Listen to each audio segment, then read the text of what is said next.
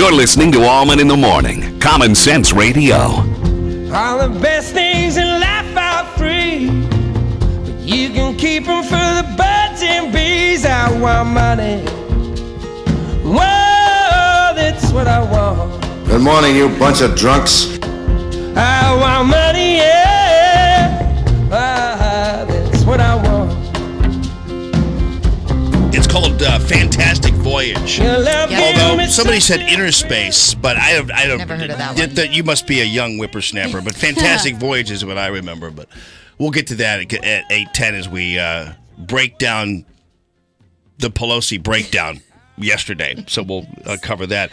Meantime, Lisa Pannett is a good friend of mine and a very passionate advocate for conservative values and conservatism in this state, and she is with, well, appropriately so, the Sanity Project, thesanityproject.org, and Lisa is going to be on TV with me later on today, and we're going to talk about the Student Protection Act, and although I called it kind of the Locker Room Protection Act, but it's more importantly and broadly the Student Protection Act, which is now in the hopper. It's SB Senate Bill 690, and Lisa got a hold of me the other day and said, hey, we need to get this thing, we need to get these people on board and get this thing rolling. Lisa, welcome to the show.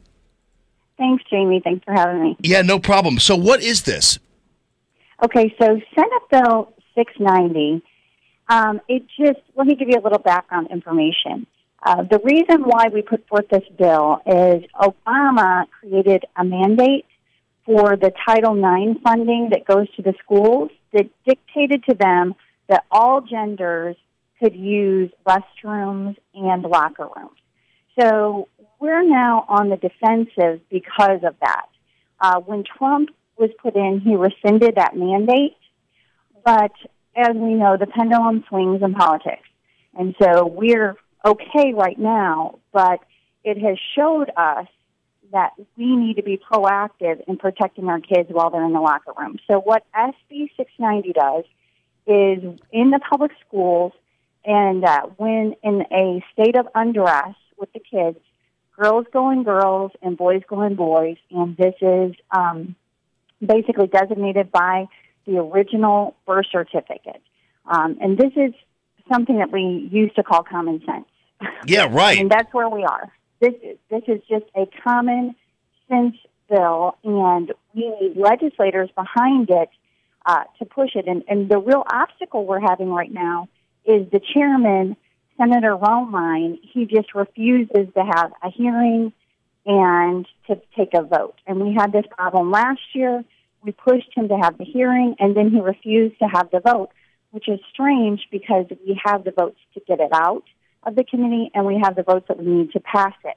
But they just, for whatever reason, they are not about protecting our kids.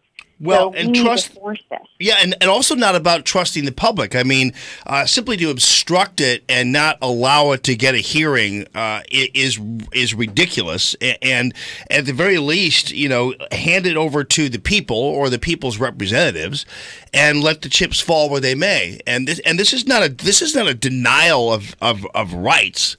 This is a reaffirmation of the rights to essentially be left alone and also to be safe in a school.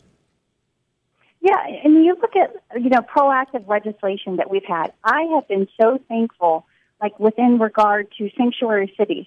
The only reason why our state does not have sanctuary cities is because they were proactive and they had the forethought to protect us. They saw what was coming, and so you cannot be a sanctuary city in the state of Missouri because of this.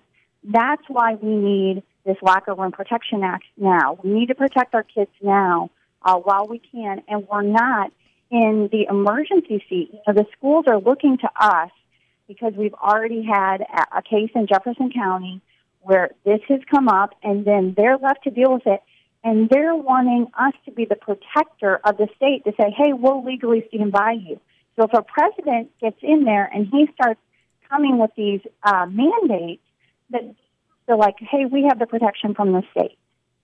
Yeah, and again, I realize part of this is people are saying, well, this is we're overdoing it, but the reality is the overdoing it happened when President Obama issued his mandate. That was overdoing it, and this is just a basic correction, essentially. And Lisa Pannett, thanks so much for being with us. TheSanityProject.org, and we'll follow up on this on TV today as well. TheSanityProject.org. It's SB 690. Thank you, Lisa. Appreciate you.